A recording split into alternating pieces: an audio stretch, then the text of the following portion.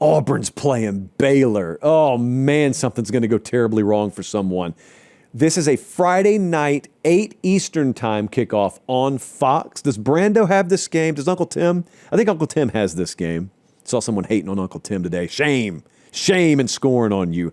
Let's set the table here. These two head coaches were slandered last year.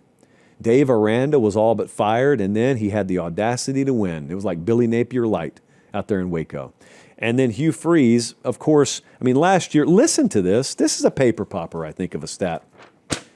Auburn was 27th in points per game allowed defensively last year, but they were 118th in 50-plus yard pass plays allowed. Identity crisis defensively. And that's not even to mention how many games they led and had good offensive numbers in, except for the one pesky fact that they kept giving the ball to the other team. The Oklahoma game still haunts me to this day. So that was last year. College football teaches us every single year. Last year doesn't have to be this year, but it could be this year if the corrections aren't made from last year. I think that's a Meemaw quote. So, candidly, now that we're here, I have to admit to you, all spring, I expected something in this game. All summer, I expected something in this game. Then I got to the game breakdown, and I've changed my mind. So let's get into the game breakdown. Should Auburn not control the line of scrimmage here? For all the talk about quarterbacks, all the talk about this and that, Auburn's offensive line could be the most underrated in the country. What is it rated? I don't know, not top 5, and maybe it should be, because maybe it's a top 5 offensive line. The quarterback will get questioned. Jackson Arnold will get questioned. I'll question him. It's a Friday night. It's Waco. Weird stuff can happen any time of year in Waco. I got some documentaries to show you if you don't believe me. So much could go wrong here. Here's what could go right. Baylor's defensive front's a little undersized relative to what Auburn sees in normal conference play. What if they just lean on them and mash them? Now, I think to myself, I've got as much respect for Dave Aranda, the defensive coach, as almost anyone that side of the ball in America. So I think to myself, if there's a turnover-prone quarterback who's starting his first game in a new school and his team has really good offensive line play, and I know they want to run the ball on me, what's the last thing that personnel-wise, schematically, I'm going to let them do? They may do it to me, but I'm not going to let them do it. Run the ball. So I think Dave Aranda sells out in every way imaginable to try and stop the run. Now, if he's still defenseless against it, it's a long night. It's 30-10 final score, edge Auburn. But if you blow folks off the ball all night, the quarterback problem takes care of itself. Baylor was not great against the run last year.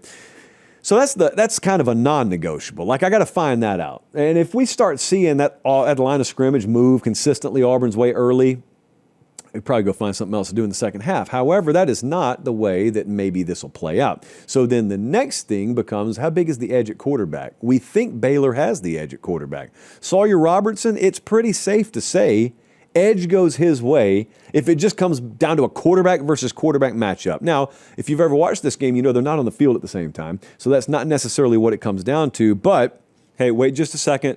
Appreciate you guys watching. Most of you are subscribed. If you're not, please do so. It's free. It helps us keep the show free, and that's how we do college football year-round. All right, back to the video. The funny thing about this is you kind of know the ceiling and the floor for Robertson. I've got no clue what the ceiling or the floor is for Jackson Arnold. I'm pretty sure last year is the floor. I hope it was. What's the ceiling? And then the follow-up is, if Hugh Freeze really has worked a miracle here, if the turnover issue just doesn't rear its ugly head, who knows? Maybe Auburn forces turnovers. That's allowed. But what if the turnover problem's not there? It's not a turnover-prone week one. Auburn's wide receiver room can take over the game. This is yet another area of this game where I look at guys like Cam Coleman, and frankly, I don't know that Baylor's got an answer for him. Size-wise, I don't think they've got a guy that can man up with him. And then secondly, if Auburn's running the ball effectively, Baylor's got to make a decision. I think they're not playing light box all night. Like, I don't think these DBs are going to have a ton of help. And that Auburn wide receiver room could take over the game if the quarterback play lets it. I can't forecast turnovers, guys. I try and I try and I try. And the model keeps telling me the same thing. You're on your own. I can't forecast turnovers. Auburn was 120th in turnover margin last year. Baylor was 35th. That's how this game swings. If those numbers hold, that's how this game swings.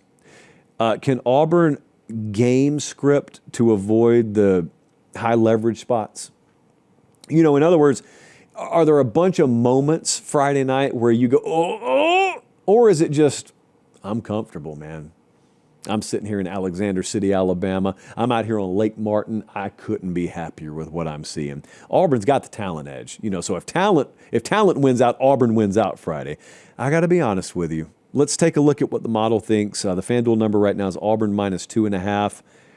The model disagrees.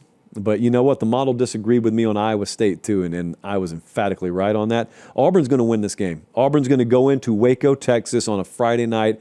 Most of these guys are visiting Waco for the last time in their lives, and I think they're going to get a win. Now, it may not be pretty, but it's the kind of game where you go in there, you get your win, and then you get to the airport as quick as you can, and as you take off, you say, all right, ton of mistakes tonight. We'll get them cleaned up. But everyone look me in the eye. We avoided disaster. I think Auburn's going to avoid disaster, and they're going to win in week 1.